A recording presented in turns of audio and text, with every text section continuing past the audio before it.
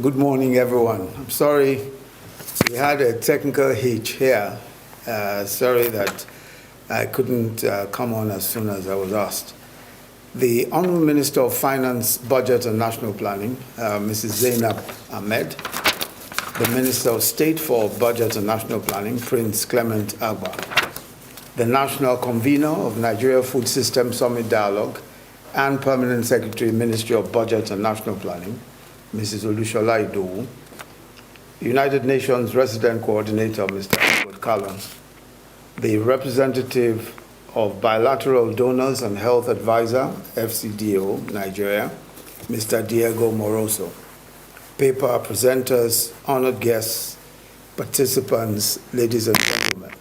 I am most delighted to be with you this morning for this very crucial dialogue on the Nigerian food system in collaboration with the United Nations to raise global awareness and shape global commitments towards mobilizing food systems to address hunger, reduce diet-related diseases, and strengthen planetary health.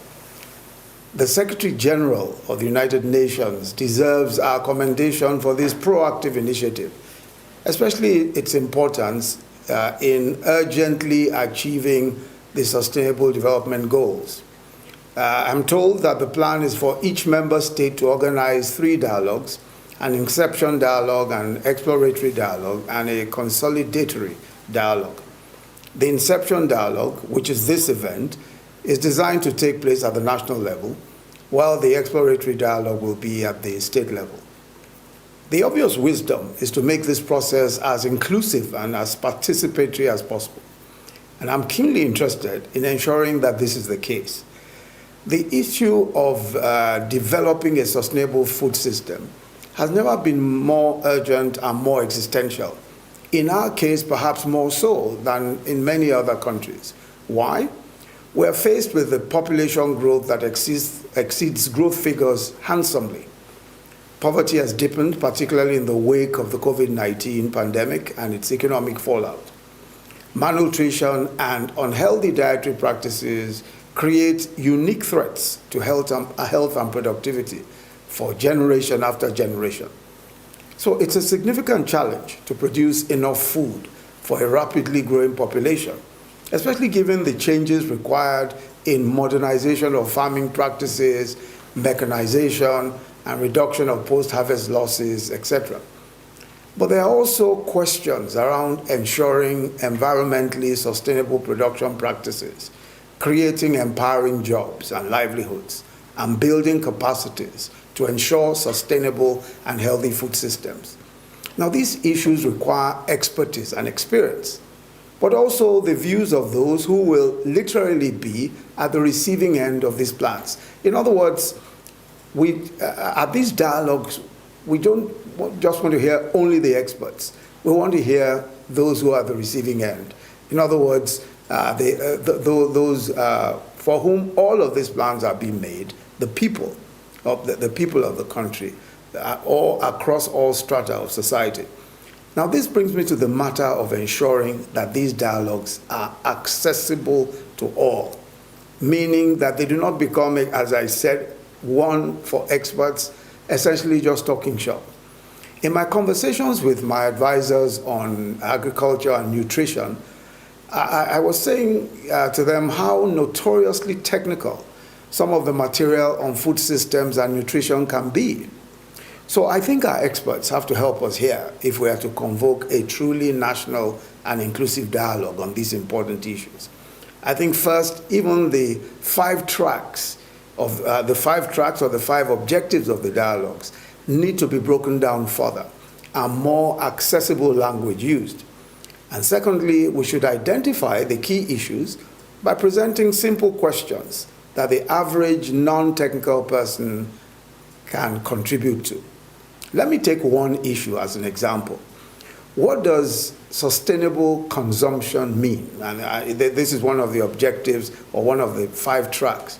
What does sustainable consumption mean? And what is its relevance in this dialogue?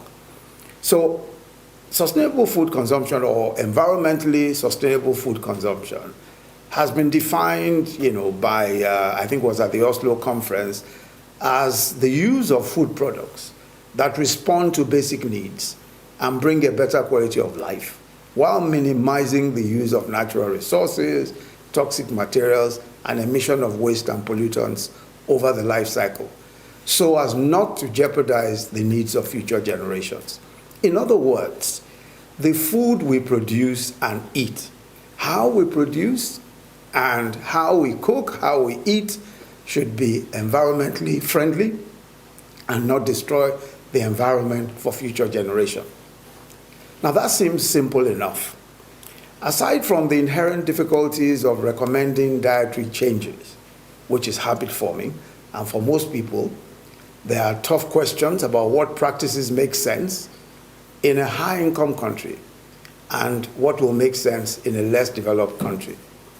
So we know, for example, that reduction in meat consumption is recommended as environmentally friendly.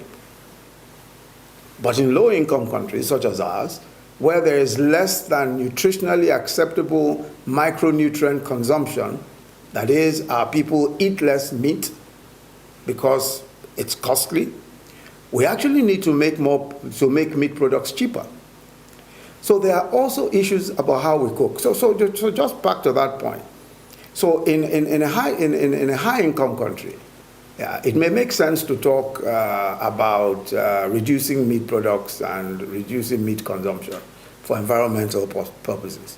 But in low-income countries such as ours, where we find that protein micronutrients are in short supply in our diets, obviously we should be looking at increasing meat products. Now, for me, I think that some of these issues are nuanced, and we really need to take a closer look, especially at these dialogues, so that our conversations are reflective of the issues that concern us as a nation, as a people, and especially as a developing country. There are also issues about how we cook. So the vast majority of our people in the hinterland still use firewood, and even in the urban areas, a lot of kerosene, and all of these, of course, are a no for environmentally friendly practices. So we must transition to gas and to LPG. And of course, this sort of transition has its own implications, has its own economic implications. But this is the direction that we must go. So these sorts of conversations are important.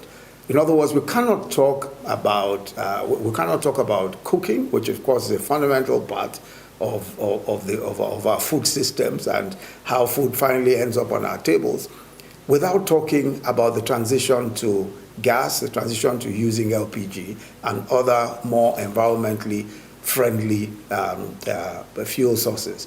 But even as we debate those issues, we must bear in mind that somewhere else, debates are going on about defunding gas projects. Debates are going on, that even gas isn't environmentally friendly enough.